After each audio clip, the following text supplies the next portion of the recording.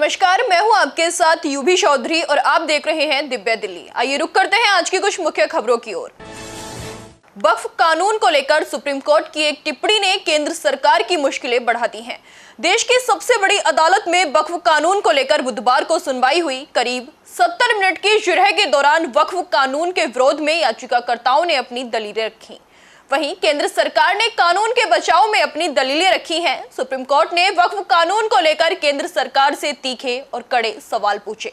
Supreme court आज भी इस मामले पर सुनवाई करेगा और वक्फ कानून को लेकर अंतरिम आदेश जारी कर सकता है।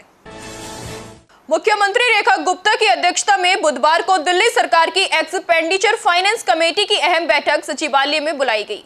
इस बैठक में दिल्ली के विकास के लिए कई अहम परियोजनाओं को मंजूरी दी गई है। मुख्यमंत्री ने बैठक के दौरान 27 डिसेंट्रलाइज्ड सीवेज ट्रीटमेंट प्लांट के निर्माण को मंजूरी दी, जिसकी लागत 3140 करोड़ होगी। आपको बता दें कि इस परियोजना का उद्देश्य यमुना नदी की सफाई और संरक्षण करना है। इस परियोजना के तहत डिसेंट्रलाइज्ड सीवेज ट्रीटमेंट प्लांट का निर्माण, टर्मिनल, एसपीएम की स्थापना, सीवर लाइन बिछाने जैसे कार्य शामिल हैं। दिल्ली हाईकोर्ट ने बुधवार को दिल्ली पब्लिक स्कूल द्वारिका से जुड़े उस मामले में हस्तक्षेप किया है जिसमें अभिभावकों ने बड़ी फीस न देने पर छात्रों के खिलाफ स्कूल की ओर से कार्रवाई की गई थी। फीस विवाद के बीच छात्रों के खिलाफ किसी भी प्रकार की दंडात्मक या भेदभावपूर्ण कार्रवाई करने पर हाईकोर्ट ने रोक लगाई है। स्कूल पर आरोप था कि उसने कुछ छात्रों को फीस न चुकाने के कारण लाइब्रेरी में बंद कर उनकी गतिविधियों को सीमित कर दिया था।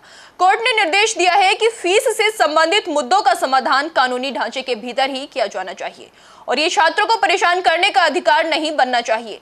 दरअसल ये आदेश एक शिकायत पर की गई जांच के बाद सामने आया है, जिसमें कई खुलासे हुए और छात्रों के अधिकारों की सुरक्षा के लिए कई अंतरिम निर्देश जारी किए गए हैं।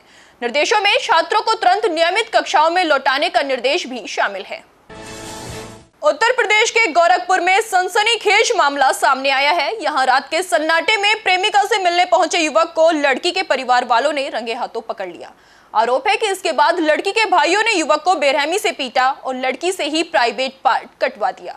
गंभीर रूप से घायल युवक अस्पताल में भर्ती है। इस मामले में दोनों पक्षों की ओर से पुलिस से शिकायत भी की गई है। पुलिस फिलहाल मामले की जांच में जुटी हुई है। दरअसल गोरखपुर के गुलरिहा थाना क्षेत्र के सिरैया बाजार के रहने वाले व्यक्ति ने पुलिस से शिकायत कर कहा कि उसका 22 वर्षीय बेटा रात को खेत से लौट रहा था। इस दौरान घर से कुछ दूरी पर रहने वाली लड़की ने उसे बुला लिया। वो लड़की बेटे से 8 साल बड़ी है। करीब 2 साल से फोन पर बेटे से बातचीत कर रही थी। उसके बुलाने पर बेटा चला गया तो लड़की के 4 भाइयों ने उसे पकड़ लिया और जमकर पिटाई की। चारों ने दोनों हाथ और पैर पकड़ लिए, फिर लड़की को ब्लेड देकर प्राइवेट पार्ट कटवा दिया। इससे वो लहूलुहान हो गया, जिसके बाद उसे घर के बाहर फेंक दिया गया। गांव के लड़के ने इस मामले की जानकारी दी, जिसके बाद मौके पर पहुंचे परिजनों ने आनन फानन में उसे गोरखपुर के मेडिकल कॉलेज रेफर कराया गया, जहां उसका इलाज किया जा रहा है और उसकी हालत गंभीर है। पीड़ित के परिजनों का कहना है कि युवक बार बार बेसुध हो रहा है।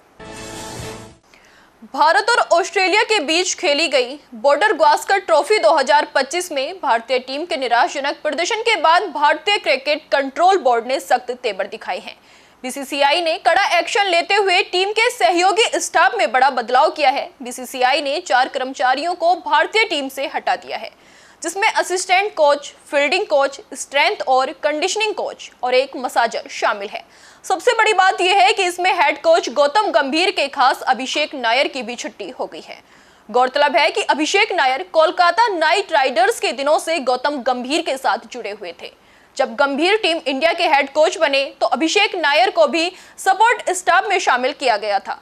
अभिषेक नायर टीम में असिस्टेंट कोच की जिम्मेदारी को निभा रहे थे। अभिषेक नायर को 24 जुलाई 2024 को टीम इंडिया का असिस्टेंट कोच बनाया गया था। अभिषेक नायर के अलावा टीम इंडिया के सपोर्ट स्टाफ से fielding coach T Dilip, strength और कंडीशनिंग कोच सोहम देसाई की भी छुट्टी कर दी गई है। वहीं एक मसाजर को भी हटाया गया है। हालांकि इस मसाजर का नाम क्या है, ये बात अभी जाहिर नहीं हो पाई है।